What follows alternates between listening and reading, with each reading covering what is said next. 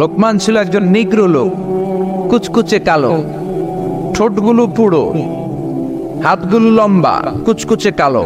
নিগ্রো মানুষ আপনারা দেখেছেন কি? যারা হজে গিয়েছেন নিশ্চয়ই দেখেছেন, দেশের বাইরে যারা ভিজিট করেছেন দেখেছেন।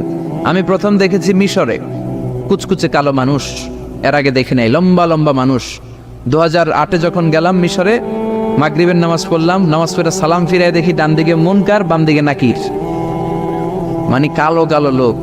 জীবনও এরকম দেখি নাই আমি। 104 দেশের ছাত্র একসাথে পড়তাম ওইখানে। প্রথম ওয়ালাদ্দাল্লিন সবাই কয় আমিন, আওয়াজ করে আমিন। অনেকে দিছে দৌড়। নতুন যারা বাংলাদেশে আওয়াজ শুনে ভয় পেয়ে গেছে, কি করবে না করবে। নতুন আমল যদি কেউ দেখে অনেকের মধ্যে এই অবস্থা ঘটে, ঠিক কিনা? কুচকুচে কালো মানুষ প্রথমে দেখলাম। এরকম কুচকুচে কালো ছিল সাইয়েদনা লোকমান আলাইহিস সালাম। দেখেন, কালো হওয়ার পরেও, একজন কৃতদাস গোলাম হওয়ার পরেও তার কথাগুলো কোরআনে দিয়েছে কে? তার মানে ইসলামে কালো সাদায় কোনো পার্থক্য নাই, ধনী গরিবে পার্থক্য নাই, লম্বা খাটোতে পার্থক্য নাই।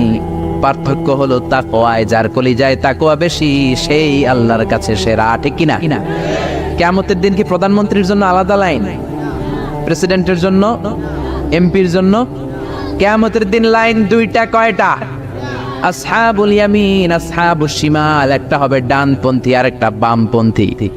ডানপন্থীদের হাতের মধ্যে থাকবে লা ইলাহার পতাকা, আলিল্লাহে তাকবীর, আল্লাহু আকবার। আর বামপন্থীদের ওইখানে কিল ঘুষি আছে না নাই? দল দুইটা। ওই দিন হবে আসল খেলা, ফাইনাল খেলা, ঠিক কি না? এজন্য ইসলাম বলে there is no difference between black and white, between upper and lower, between the richer section of the society and poorer section of the society, between the prime minister, member of the parliament and rickshaw puller, factory labor. Everyone is totally equal, 100% equal, completely equal in the eyes of Islam. চিল্লাই কোন ঠিক কি না? সাদায় কালায় পার্থক্য নাই, প্রধানমন্ত্রী কুলিওয়ালা ঠেলাওয়ালা রিক্সাওয়ালায় পার্থক্য নাই। পার্থক্য হলো যার কলিজায় তাকওয়া বেশি সেই আল্লাহর কাছে সেরা। এজন্য লোকমান আলাইহিস সালামের কথাকে আল্লাহ সরাসরি কোট করতে একটু কুণ্ঠাবোধ করলেন। আল্লাহ তুলে দিলেন কথাগুলো। পেশায় ছিল রাখাল। পেশায় কি ছিল? সারাদিন ছাগল চড়াতো। রাতের বেলায় যখন ঘরে ফিরতো এলাকার মানুষগুলো এরকম বসতো ওনার কথা শোনার জন্য। মাগরিবের পরে হাজার হাজার লোক চলে আসতো এই রাখালের কথা শুনতে, কারণ আল্লাহ তাকে হিকমত দিয়েছে, প্রজ্ঞা দিয়েছে, বিবেক দিয়েছে, কমন সেন্স দিয়েছে। সাইয়েদনা লোকমানের কথা শোনার জন্য হাজার হাজার লোক হয়। লোকমানের মনিব ভাবে, ঘটনা কি, আমি হলাম ওর মনিব, আমার কাছে কেউ আসে না। আর এই লোকটা আমার কর্মচারী, কুচকুচে কালো দেখতে, তার কথা শোনার জন্য লোকের আসে কেন? লোকদের জিজ্ঞেস করলো তোমরা আসছো কেন? আপনার রাখাল ছেলের মাথার মধ্যে এত হিকমত, এত বুদ্ধি, তার কথাগুলো শোনার জন্য আমরা এসেছি। আমার এই রাখালের এত হিকমত, এত বুদ্ধি, দেখি তো কি হিকমত আছে। ডেকে আনলো একবার লোকমানকে। লোকমান তাআলা হুনা, এদিকে আসো। ইবনে জারীর আত-তাবারি ওনার তাফসীরের ভেতরে, তাফসীর ইবনে জারীর আত-তাবারি, এটার মধ্যে উনি লিখেছেন, উনি যে কত কিছু লিখেছেন। উনি একটা তারিখের গ্রন্থ, ইতিহাসের গ্রন্থ লিখেছেন, তারিখ আত-তাবারি। আলেম যারা আছেন বুঝবেন। উনি জীবনে যত পৃষ্ঠা লিখেছেন ওইটা দিয়ে যদি ওনার জীবনের বয়সটারে ভাগ দেওয়া হয়, এভারেজে উনি দৈনিক প্রতিদিন লিখেছেন 85 পৃষ্ঠা। আমরা 85 পৃষ্ঠা তো পড়তেও পারি না। আপনি একদিনে 85 পৃষ্ঠা পড়ছেন কোনোদিন? উনি প্রতিদিন লিখতেন অন অ্যাভারেজ 85 পেজেস। 85 পৃষ্ঠা প্রতিদিন লিখতেন। উনি ওনার তাফসীর এনেছেন। মনিব লোকমান ডেকে বলে, ও লোকমান, ইযবাহ শাতান, একটা ছাগল জবাই করো। ওয়া আখরিজ মিনহা আতিয়াবা মুদগাতাইন, এবার ছাগলের সবচাইতে দুইটা দামি অঙ্গ ছুরি দিয়ে কেটে আনো।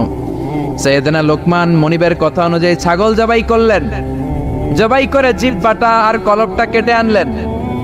বললেন, মনিব, এই দুইটা অঙ্গ সবচেয়ে দামি। এবার মনিব বলল, ইযহাব ওয়াজবাহ শাতান উখরা, আরেকটা ছাগল জবাই করো। ওয়া আখরিজ মিনহা আখবাস মুদগাতাইন, এবার সবচেয়ে নিকৃষ্ট দুইটা অঙ্গ কেটে আনো। এবার সাইয়েদনা লোকমান আবার ছাগল জবাই করলেন, আবারও জিহ্বা আর কলব কেটে নিয়ে আসলেন। মনিব বলে, মা হাযা ইয়া লোকমান, ও লোকমান, সবচাইতে উৎকৃষ্ট দুইটা অঙ্গ কেটে আনার জন্য বললাম, জিহ্বা আর কলব আনলা। সবচেয়ে নিকৃষ্ট দুইটা অঙ্গ কেটে আনতে বললাম, তখনও জিহ্বা আর কলব আনলা। ঘটনাটা কি? সাইয়েদনা লোকমান বললেন, জিহ্বা যদি ভালো হয় এর চেয়ে ভালো অঙ্গ আর হয় না। জিহ্বাটা যদি খারাপ হয় এর চেয়ে খারাপ অঙ্গ আর হয় না, ঠিক কি না? এই জিহ্বা দিয়ে যদি কোরআনের তেলাওয়াত করেন, এই জিহ্বা দিয়ে যদি আপনি আল্লাহর জিকির করেন, এই জিহ্বা দিয়ে যদি কোরআনের দাওয়াত দেন, এই জিহ্বা দিয়ে যদি ভালো ভালো কথা বলেন, এই জিহ্বাটাই হলো সেরা অঙ্গ। আর এই জিহ্বা দিয়ে যদি মিথ্যা কথা বলেন, ওয়াদার খেলাফ করেন, মানুষকে গালি দেন, চগলখুরি করেন, গীবত করেন, জিহ্বার চেয়ে খারাপ কোন অঙ্গ হতে পারে? এজন্য আল্লাহ বললেন, আলাম নাজআল লাহু আইনাইনি ওয়া লিসানাও ওয়া শাফাতাইনি ওয়া হাদাইনাহুন নাজদাইন। ও গোলাম, তোরে চোখ দিলাম, ঠোঁট দিলাম, তোরে আমি জিহ্বা দিলাম। জিহ্বা দিলেন কে? জিহ্বা না থাকলে খাবারের স্বাদ নিতে পারতেন? জোরে বলেন। আল্লাহর দেহের অঙ্গগুলার সেটিং এত সুন্দর। এই দেখেন, খাবো এইখানে মুখ, চাবানোর জন্য ভিতরে দাঁত, ঘ্রাণ নেওয়ার জন্য তার 2 ইঞ্চি উপরে নাক, দেখার জন্য চোখ। আচ্ছা, আমাদের চোখ দুইটা যদি পিছনে থাকতো, এদিকে একটা এদিকে একটা, তাহলে খাওয়ার সময় এটা ভালো কি খারাপ দেখার জন্য এইভাবে নেওয়া লাগতো, তাই না? নাক যদি এইখানে না থাকে, নাক থাকতো এইখানে, পিঠে যদি নাকটা থাকতো, তাহলে খাওয়ার আগে এটা কি ভালো খাবার না বাসি খাবার, আগে নাকের এইখানে দেখানো লাগতো, একটু সুইকা দেখে ভালো কিনা, ঠিক কিনা? চোখ যেখানে আল্লাহ রাখলেন, এখান থেকে যদি মাত্র 2 ইঞ্চি উপরে, এইখানে হয়তো বাম চোখটা, এদিকে ডান চোখটা, কি হইতো? ফুটবল খেলতে যায়, ফুটবলে হেড দিতে গেলে চোখ দুইটা ডিমের মতো পৌঁছে যেত, ঠিক কিনা? কান দুইটা চমৎকার জায়গায় দিলেন, আপনি অবাক হয়ে যাবেন। আল্লাহর এই বডি মেকানিজম, হিউম্যান অ্যানাটমি নিয়ে যদি আপনি চিন্তা করেন, কিভাবে আল্লাহ ডিএনএ দিয়েছেন, ডাইঅক্সিরিবো নিউক্লিক অ্যাসিড, যেটা আমাদের প্রাণের ব্লুপ্রিন্ট, কোটি কোটি ডিএনএ। আমার দাদা, আমার পরদাদা, আমার 14 দাদা, কে কোন ধরনের বৈশিষ্ট্য, ক্যারেক্টারিস্টিক্স, কোয়ালিটি নিয়ে এসেছে, সব ডিএনএ এর মধ্যে আল্লাহ দিয়ে দিয়েছেন। একজনের ডিএনএ এর সাথে আরেকজনের ডিএনএ এর কোনো মিল নাই। কোন সুবহানাল্লাহ! এমন ভাবে সেটিং করেছেন যেটা যেখানে দরকার। খেয়াল করে শুনেন, এই যে কানটা, এই কানটা যদি আল্লাহ এই বগলের নিচে দিত, আর এই ডান কানটা যদি এই বগলের নিচে দিত, আজকে আমার ওয়াজ শোনা লাগতো এইভাবে, ঠিক কিনা? কারণ এইভাবে যদি কান চাপা পড়ে থাকে, কথা শোনা যাবে? সুবহানাল্লাহ কইতে পারলেন না? এই জন্য আল্লাহ বললেন, আলাম নাজআল লাহু আইনাইনি ওয়া লিসানাও ওয়া শাফাতাইনি ওয়া হাদাইনাহুন নাজদাইন। তোরে জিহ্বা দিলাম, জিহ্বা দিয়ে স্বাদ নেয়ার সুযোগ দিলাম। আমাদের এই যে জিহ্বা, নরম নরম টিস্যু দিয়ে আল্লাহ জিহ্বাটারে বানিয়েছেন। এই জিহ্বার পার স্কয়ার সেন্টিমিটারে টেস্ট বার্ড আছে 84টা। সেই হিসাবে আমাদের পুরো জিহ্বা দিয়ে আমরা কয়েক হাজার ধরনের খাদ্যের স্বাদ আস্বাদন করতে পারি। কোন সুবহানাল্লাহ! এত নরম অঙ্গ দেহের আর দ্বিতীয়টা নাই। একটা চুল যদি জিহ্বার মধ্যে পড়ে যায়, সেটাও টের পাওয়া যায়। জোরে কোন ঠিক কি না? এজন্য রব্বুল আলামিন সাইয়েদনা মুসারে ডেকে বললেন, ও মুসা, তোর মেজাজ দিয়েছি গরম, কিন্তু জিহ্বা দিয়েছি নরম। ফেরাউনের কাছে যখন দাওয়াত নিয়ে যাবা, গরম মেজাজটা নিয়ে যেও না, নরম জিহ্বাটা দিয়ে নরম নরম ভাষায় দাওয়াত দিবা। فقولا له قولا لينا لعله يتذكر أو يخشى। ও মুসা, তুমি আর তোমার ভাই হারুন ফেরাউনের কাছে যখন যাবা, মেজাজ গরম দেখায় না। মেজাজ দিছি গরম, কিন্তু জিহ্বা দিছি নরম। নরম জিহ্বা দিয়ে নরম ভাষায় দাওয়াত দিবা, হয়তো ফেরাউনের কপালে খুলে যেতে পারে, ঠিক কি না? এজন্য লোকমান জিহ্বা কেটে এনে বলল, জিহ্বাটা সবচেয়ে ভালো আবার সবচেয়ে খারাপ।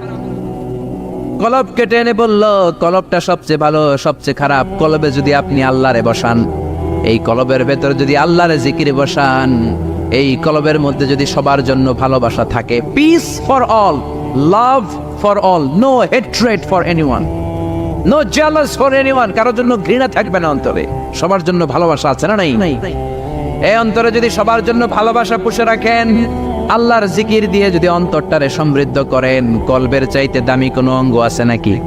এজন্য আল্লাহ বললেন, আলা বিযিকিরিল্লাহি তাতমাইন্নুল কুলুব। দুনিয়ার কোন জিনিস দিয়ে কলব ঠান্ডা হয় না একমাত্র জিকির ছাড়া। লা ইলাহা লা ইলাহা ইল্লাল্লাহু মুহাম্মাদুর রাসূলুল্লাহ সাল্লাল্লাহু। এই জন্যই কলবে জিকির করতে হবে, কলবের মধ্যে আল্লাহকে স্থান দিতে হবে। কলব পরিষ্কার হয় জিকির দিয়া। অনেকে বলে আমরা জিকির করি না, কলবে আয়না বসাই। কি বসাই? আয়না বসাইয়া দে মোর কলবের ভিতর বাবারে। আছে না নাই?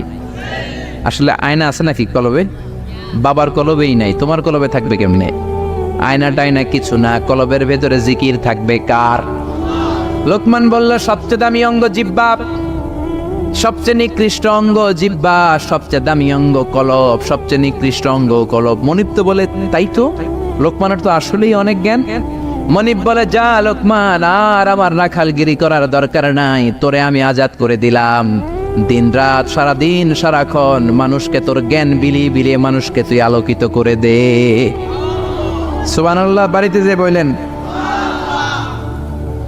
এজন্য আল্লাহ বললেন ওয়ালাকাদ আতাইনা লুকমানাল হিকমাতা আনিশকুর লিল্লাহ ওয়া মান ইয়াশকুর ফাইন্নামা ইয়াশকুরু লিনাফসিহি ওয়া মান কাফারা ফাইন্নাল্লাহা গনিয়্যুন হামিদ। পড়েন সুবহানাল্লাহ।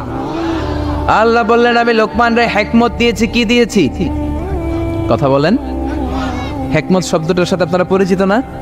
আমরা কিন্তু বলি এই কথা বলার সময় হিকমত খাটায় বলবি, বলি না বলি না বলি না। হিকমত হলো কেমন করে কথা বলতে হয়, কিভাবে বলতে হয়, কোন জায়গায় কোনটা বলতে হয়, এটার নাম হলো হিকমত। নলেজ আর common sense is equal to wisdom. প্রজ্ঞা, হিকমতের বাংলা হচ্ছে প্রজ্ঞা, ইংরেজি হচ্ছে উইজডম। আপনার যে জ্ঞান আছে, জ্ঞানের সাথে যদি কমন সেন্সটারে কাজে লাগান, ওইটাই প্রজ্ঞা, তখনই আপনি ওয়াইজ ম্যান হয়ে যাবেন, ঠিক না?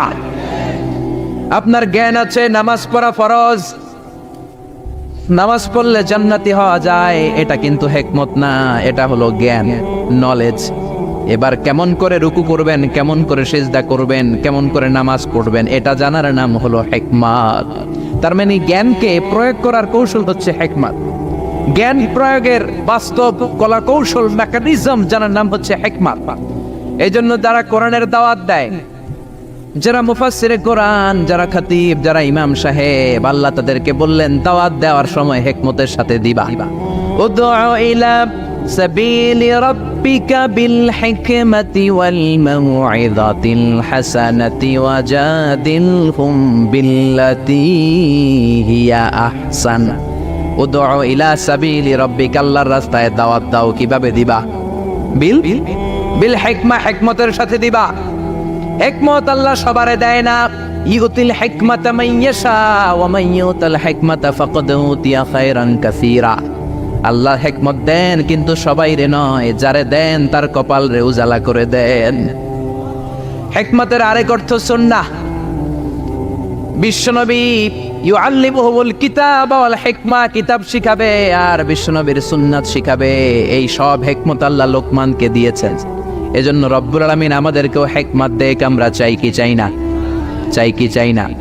সবাই পড়েন আল্লাহুম্মা উরযুকনা আল হিকমা। ও আল্লাহ, আপনি আমাদেরকে হিকমত দেন। পড়েন আমিন।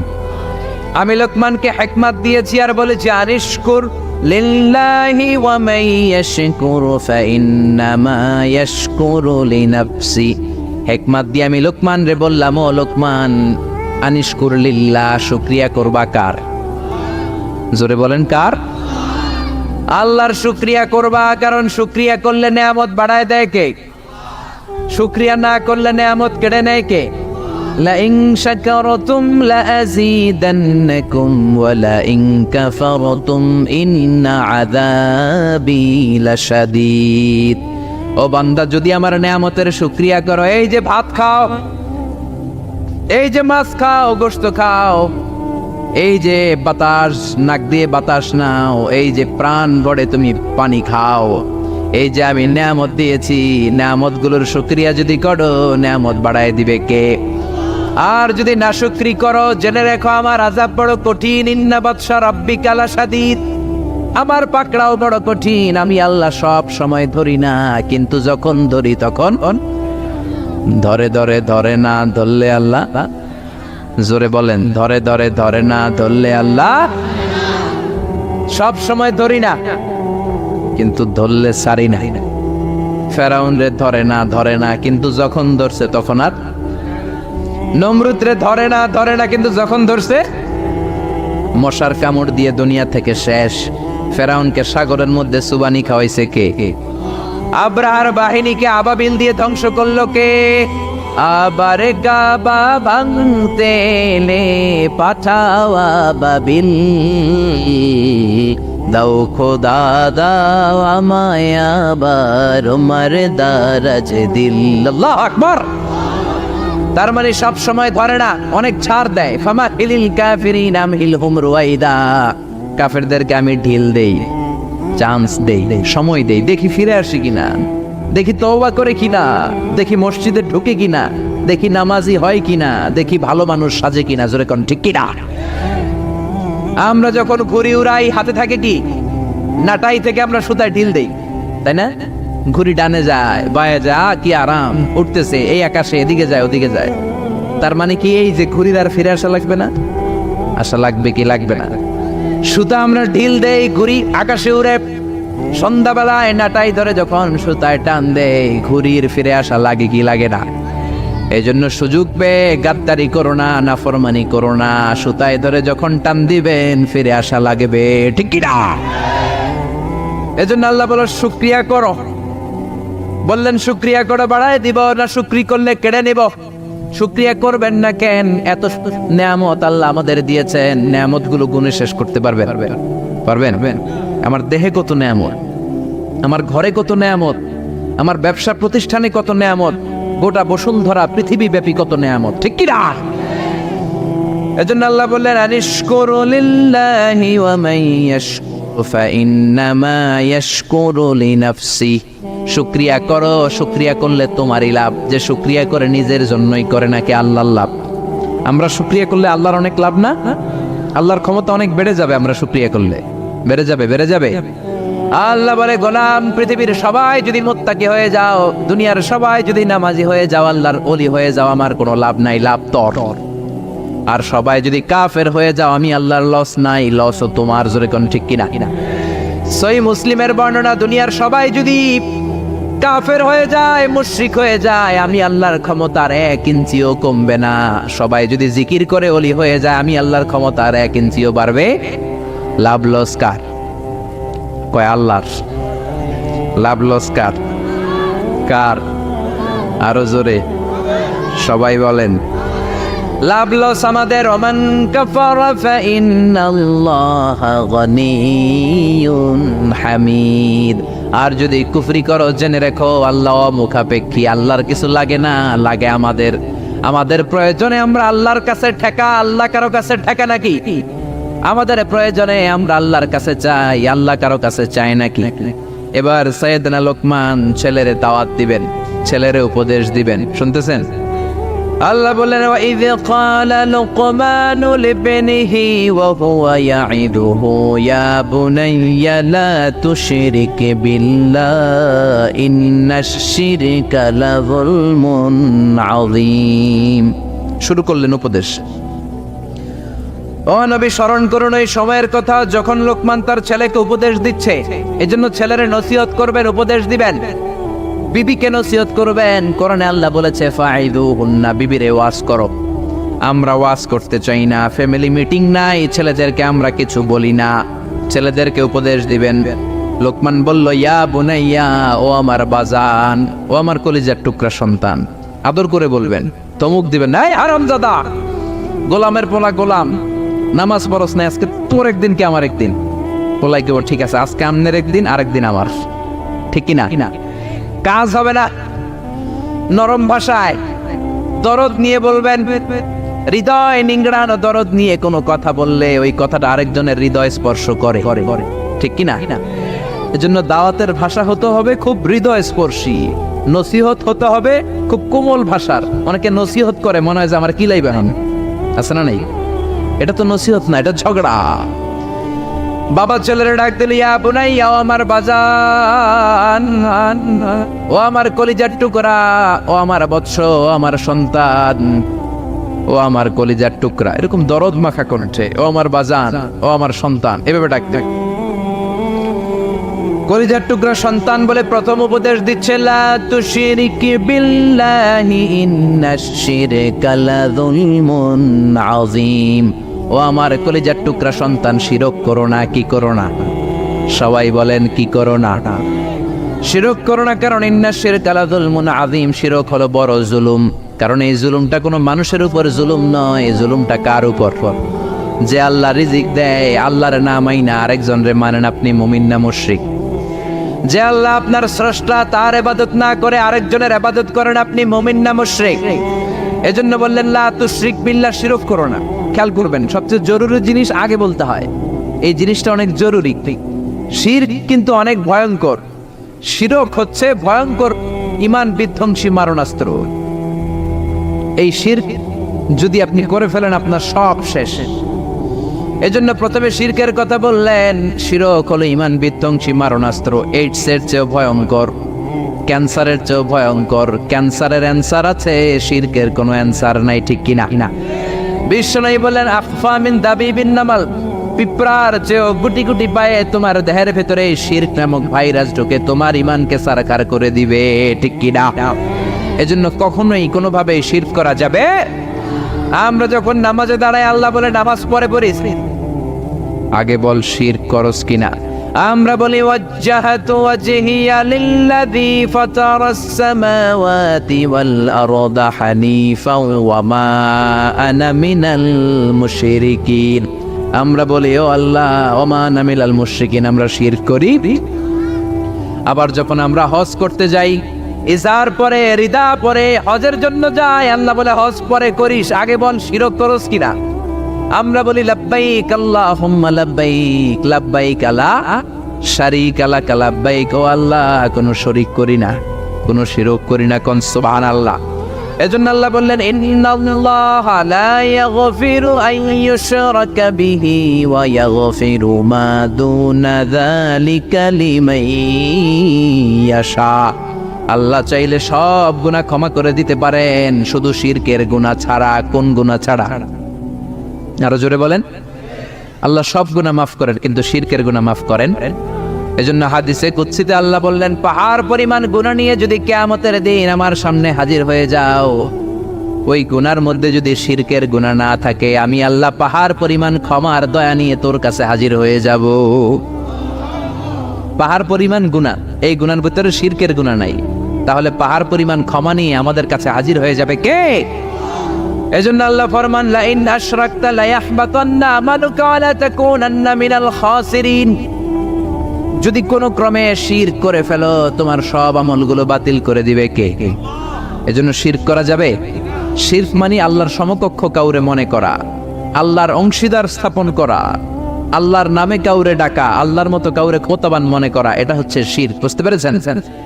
এজন্য প্রথমে ছেলেরা বললেন, লা তুশরিক বিল্লাহ, আল্লাহর সাথে শিরক করবা না। শিরক হলো বড় অপরাধ, শিরক হলো মহা পাপ, সব পাপের বাপ। এটা হচ্ছে শিরক। এটা কি? শিরক করা যাবে? শিরক তিন ধরনের। কথাগুলো কঠিন, সহজে বুঝালে বুঝবেন। সহজ করে কইতে আমায় কহজে, সহজ করে যায় না কওয়া সহজে। সহজ করে বুঝাচ্ছি, কিন্তু মনোযোগ দিয়ে শুনতে হবে। শুনতেছেন তো? তিন প্রকার। প্রথমে শিরক দুই প্রকার, শিরকে আকবার, শিরকে আসগার। শিরকে আকবার মানে বড় শিরক, এই শিরক করলে আপনি মুশরিক। আবার নতুন করে কালিমা পড়তে হবে। এটা তিন ধরনের শিরক। ফির রুবুবিয়া, রব হিসাবে মানতে হবে একজনকে। তিনি কে? আল্লাহর ছাড়া যদি অন্য কাউরে রব মানেন, আপনি মুমিন না মুশরিক? এই জন্য কবরের প্রথম প্রশ্ন কি? মার রব্বুক। আপনি যদি কোন জানি না, কোনই আছে না নাই, আপনার বলতে হবে, আল্লাহ আমার রব, এই রবি আমার সব, দমে দমে তনু মনে তারি অনুভব। পড়েন, আল্লাহ আমার রব,